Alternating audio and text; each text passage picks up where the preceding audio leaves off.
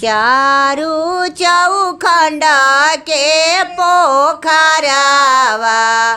ओह में पुरैनी के पात ओह में पुरैनी के पात ओही में नहाले बजनिया पुरैनी गईली झुराय पुरैनी गईली झुराय सरग से बोले ले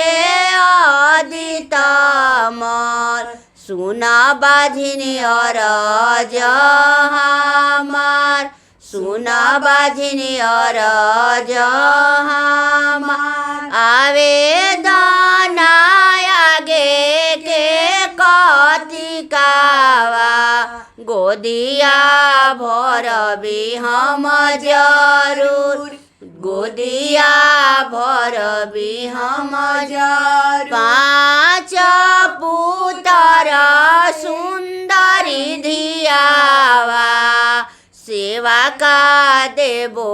हम जरूर सेवा का देबो हम जरूर चारू चौखंड के पोखरावा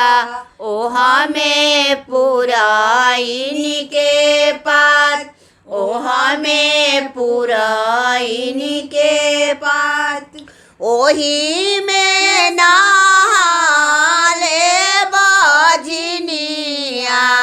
पुरैनी गईली झुराय पुरैनी गईली झुराय सरग से बोले ले आदितमल सुनाती वही वरज हमार सुनाती वही अरज हमार आवेदन आगे के कतिकावा गोदिया भरबी हम जरूर गोदिया भरबी हम जरूर पाँच पुत्र सुंदरी धियावा तिवाई देवी हम जरूर तिवाई देबो हम जरूर। बोलिए छठी माता की जय।